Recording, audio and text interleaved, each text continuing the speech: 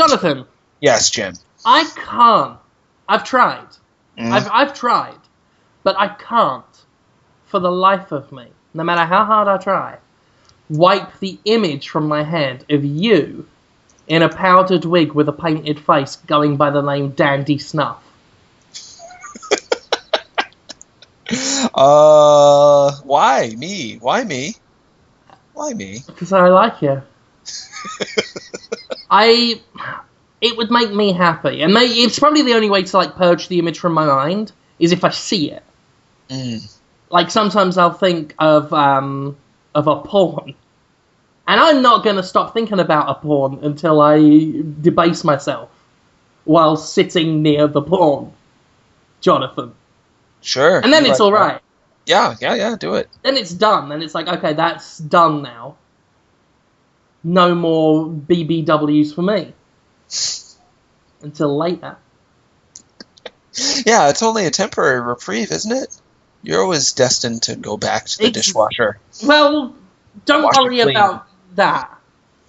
Because for this to work, I really need the narrative to be that I won't make you be Dandy Snuff again if you're Dandy Snuff once. Now, we both know that's not going to happen. If you do Dandy Snuff once, that will encourage me to make you do it all the time. But for the narrative here...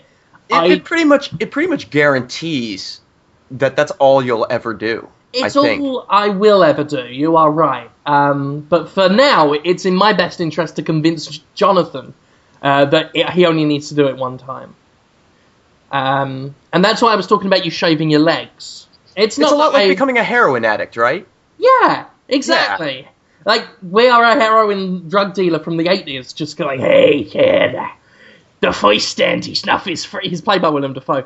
The first Dandy Snuff is free. But then you gotta pay me £100. Heroin is good for you. He's lying. And Dandy Snuff sounds bad, too. It's wrong. The idea. It's a fun idea, a little. Yeah, like, I want you to be an almost Fagin-like character. Like, you run a gang of boy thieves and other ruffians stealing kerchiefs and snuff boxes. That may be where you got the name Dandy Snuff. You're wearing a powdered wig, pantaloons, an elegant waistcoat embroidered with Chungus embroidered on it in calligraphy. Painted white face with red lipstick and a little black heart on your cheek. And you've got your own silken kerchief that you drape over your face while going, oh. And I'm thinking, like, Boston will be, like, we'll bring back, like, 'cause crime these days is shit, let's face it. People just stealing from inside people's cars, pickpocketing mobile phones, forcing people to withdraw cash from the ATM at syringe point. Classless criminals, Jonathan. We need to bring back, like, the classic Victorian, Edwardian era of dignified, noble thieves and rapscallions. And Boston needs to be at the heart of this revival, of this renaissance of crime you can look up to, of lawbreakers you can respect. Before Judas Priest came in and told us that breaking the law had to be all manner of roughhousing. There's no roughhousing here. There is just an elegant fop called Dandy Snuff who's, young orphan boys, go now and steal me fine silks and elegant spices from the new world. Why are they doing that? Why wouldn't they just say no? What's in it for the orphans? A cut of the take. You'll get a cut of the take. Can they just take the whole take, the orphans? Not really, because they don't know where to sell it on. You'll be selling it on to me and Conrad. Get all the goods. We'll both be a Bill Sykes type figure, staggering in drunk, going, Yeah, we're the fence, and we'll just walk in carrying a picket fence, just so that you know. Just so that you know we're the fence.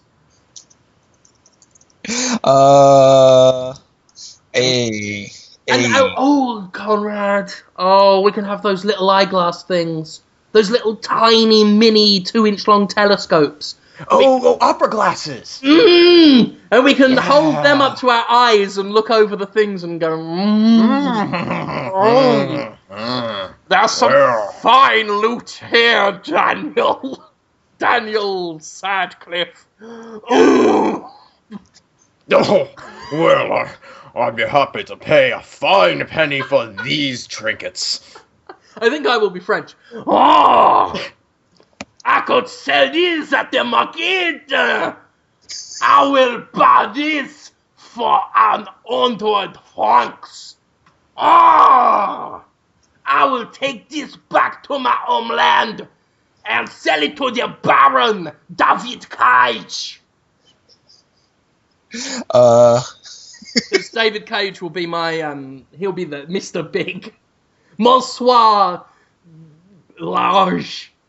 Monsieur Delage. From Paris. No, Dunkirk.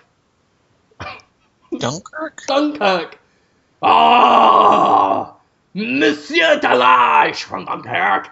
He will take these fan atoms, and they will turn over a tad of profit for us. What do you say? Snuff to thunder. He would really love you.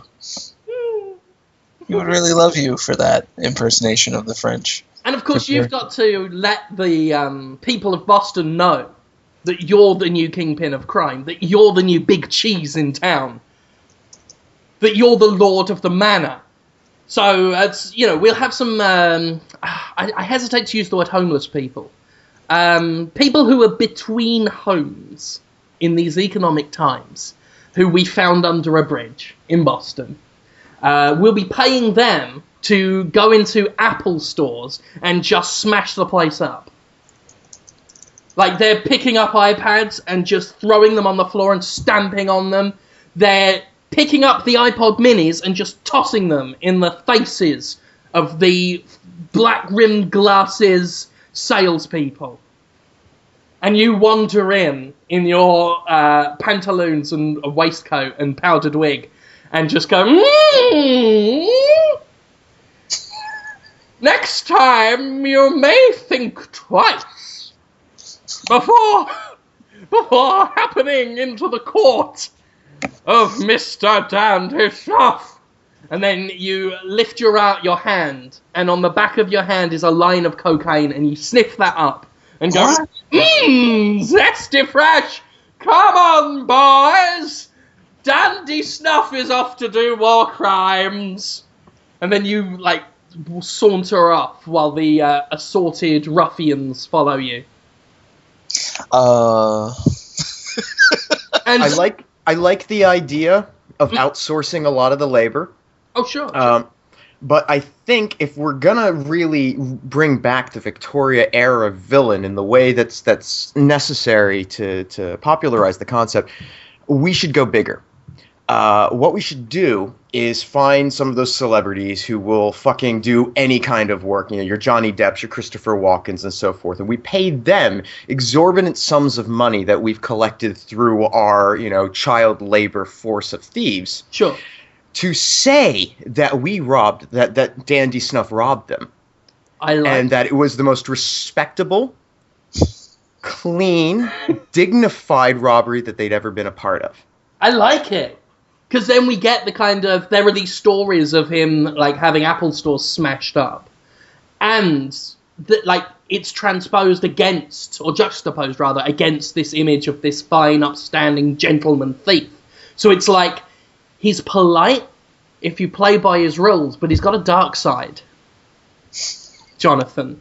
He's a criminal, Dandy Snuff. He doesn't just have a dark side. He's all not good. Well, he's a gentleman thief. You are a gentleman thief, Jonathan. Dandy Snuff. I can't even begin to want to do anything or any... I can't talk like that. Let me sell the idea to you. More? Oh, You already of course. did. You tried. Of course. Well, I can Yeah. see that you're Ew. thinking in your head, yeah, this is a good idea, but I've got some doubts. So I'm going to assuage those doubts for you, my good friend, Jonathan Holmes. All around Boston, we've put up posters with "Who is Dandy Snuff" on them, and a rough silhouette of you, like holding up a cigarette holder to your mouth Me? with your tall powdered wig. I am not the... It says, "Who is Dandy Snuff? Reward 10 groats for capture, dead or alive." Groats. Dead or alive? No, not groats dead or alive. Dandy Snuff dead or alive for 10 groats. Jonathan. How much is a groat again in American dollars? God, it must be at least 10 groats must at least be $1 now. But people won't know that. They could look it up on their iPhones, I guess. It fluctuates daily. You're gonna need the iGroat app to check it, because like it changes by the hour. Sometimes It's like turnip prices in Animal Crossing, just to put it in a context that you can understand. The Holmes will understand. Yeah, I don't like the stock market. Anyway. that is the closest to the stock market that you like to get. Yeah, no, not even that. No. Yeah. So that's basically it. And just to add an element of danger, because I know you like these ideas to have just a little spice of recklessness to them. We have other posters with your face on it, Jonathan, like your actual, like, wigless, makeupless face, right? With Jonathan Holmes is Dandy Snuff written on it. No. Your home address and phone number underneath.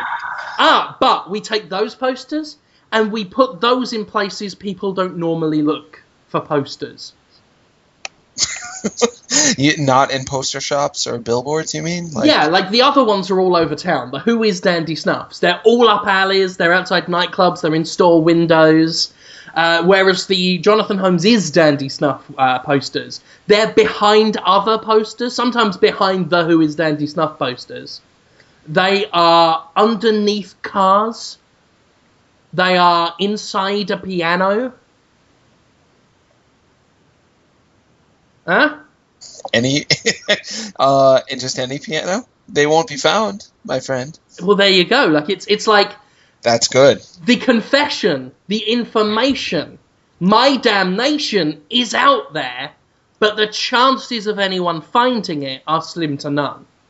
But there's always that little, like, paranoia in the back of your mind that's like, holy shit, I'm guilty of crimes that would send me to the death house. But no one may never find it. Well, they would find it, right? I mean... Well, they're in places where people don't normally look at posters. They wouldn't find it right away, but people look in their pianos sometimes. They gotta tune them. But they might never. So that's the element of danger that I'm introducing to the concept of Dandy Snuff. A concept that I'm 100% on board on. You are. I'm totally for it. So I see no reason why we can't make moves on this immediately. I can get you a powdered wig tomorrow. Won't people think that it's racially inappropriate or even racist for me to pretend? Well, I mean, I'm an Englishman, so I don't mind. You don't think it's racist? I'm not English-looking enough. I don't think it's racist. Like, my fop's got to be not that brown, not beige. Well, I mean, let's look at it this way. They'll accuse you of doing the whiz of fops. Like, wrong color for the fops. This is just gimmicky brown fops. Yeah, but then you could say, I have a friend, he is British, he doesn't mind, therefore it's okay. And failing that, you could just say it was satire. Oh, true. I'm holding up a mirror to society. It's a dark mirror, granted. That's the normal excuse. Yeah, it's true. People enjoy that satire thing. And sometimes it is satire in a way. Sometimes. It's a kind of satire. Sure, sort of. But Dandy Snuff just seems like an excuse for you to look at me getting hurt or trouble again. You know what I mean. You've heard me say that before. I don't want to look at you get in trouble, O'Hara. You do a little. I don't know why. It's there's a little piece of you that's just like, wouldn't it be funny if he was just in real trouble and pain? Well, I mean, Face, you're thinking it. as accomplices to Dandy Snuff, Conrad and I are putting ourselves in the line of fire for you. Billboard? Absolutely. I mean, This is important. That this is a group effort. We're all putting ourselves at risk here. yeah, I mean, I had to work extra hard on my alibis to make sure that when this all goes sour, I won't be implicated. And that's Right. time I took out of my day to work on those alibis. Me and Conrad were with the local vicar for tea when it happened. It's true. You can't even. And it only cost us otherwise. $50,000. Exactly.